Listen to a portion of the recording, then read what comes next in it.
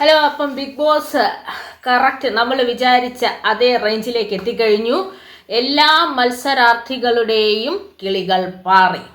ഒരു മത്സരാർത്ഥി രഞ്ജിത്ത്, ഞാൻ എപ്പോഴും പറയുന്ന ബിഗ് ബോസിന് ഒട്ടും ചേരാത്ത ലെറ്ററാണ് 6. ഒരു ഭാഗ്യമില്ലാത്ത ലെറ്ററാണ് 6. മുൻഷി രഞ്ജിത്ത് ബിഗ് ബോസിൽ നിന്ന് പുറത്തായി. ബാക്കി അംഗങ്ങളെല്ലാം തന്നെ ഇപ്പം ബിഗ് ബോസ് ഹൗസിനകത്തുണ്ട്. ഇവരിൽ ഇപ്പോൾ അവിടെ ഒരു ഗ്രൂപ്പിസം ഉണ്ടായി. ഒറ്റയ്ക്ക് കളിക്കാൻ വന്നവരാണെങ്കിൽ അവിടെ ഒരു ഗ്രൂപ്പിസം ഉണ്ടായിട്ടുണ്ട്. ഒറ്റയ്ക്ക് നിന്ന് കളിക്കുന്നവരുണ്ട്, കൂട്ടത്തിൽ ചേർക്കാത്തവരുണ്ട്, കൂട്ടത്തിൽ ചേരാൻ താല്പര്യമില്ലാത്തവരുണ്ട്. അങ്ങനെ എല്ലാം കൊണ്ടും ബിഗ് ബോസ് കലങ്ങി മറിഞ്ഞ് തിരിഞ്ഞൊരു വേറെ ഒരു ലെവലിലേക്ക് ബിഗ് ബോസ് എത്തിച്ചേർന്നു.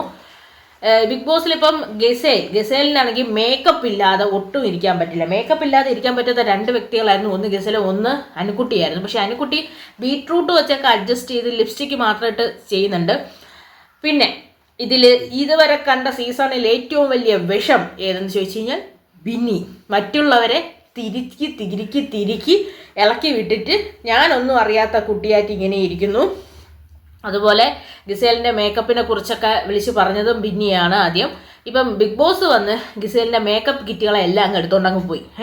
എല്ലാത്തിനെയും അങ്ങ് നൈസായിട്ട് അങ്ങ് എടുത്തോണ്ട് പോയി. ഇപ്പം അത് അന്വേഷിച്ച് നടക്കുകയാണ്.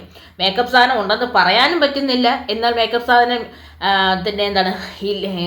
അന്വേഷിക്കാനും വയ്യാത്ത ഒരു കണ്ടീഷനിലാണ് ഗിസേൽ നിൽക്കുന്നത്. ഇപ്പോൾ ഇവിടെ ഗ്രൂപ്പിസൊക്കെ ഉണ്ടായി, ഓരോരുത്തരും. ഇപ്പം ശരിക്കും പറഞ്ഞാൽ ഗിസേലിനെ ആരും ഗ്രൂപ്പിൽ കയറ്റുന്നില്ല, ഒറ്റയ്ക്ക് തന്നെയാണ്. ശൈത്യയും അനുക്കുട്ടിയും ഒക്കെ ഗ്രൂപ്പായിട്ട് തുടങ്ങി അറ്റാക്ക് ചെയ്യാൻ ശ്രമിക്കുന്നുണ്ട്. പക്ഷെ ഇതിലൊന്നും ഏക്കാതെ അന്വേഷണം നടക്കുന്നുണ്ട്. ജീവിത കഥകൾ പറഞ്ഞപ്പം അബിയുടെ ജീവിതകഥ നമ്മളെ ഒരുപാട് ടച്ച് ചെയ്തു. അതൊന്നും കാര്യമല്ല.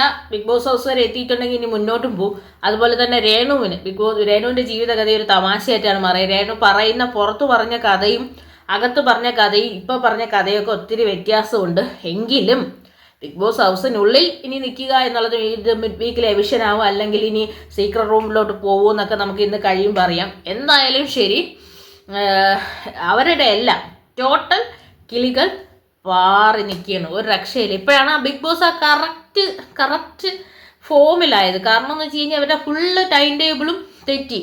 അവർ ഉറങ്ങുന്നുണ്ട്, ഉണരുന്നുണ്ട്, ഭക്ഷണം കഴിക്കുന്നുണ്ട്, പ്ലേ ചെയ്യുന്നുണ്ട്. പക്ഷേ ഒന്നും 24 hours ഫോമാറ്റിലല്ല.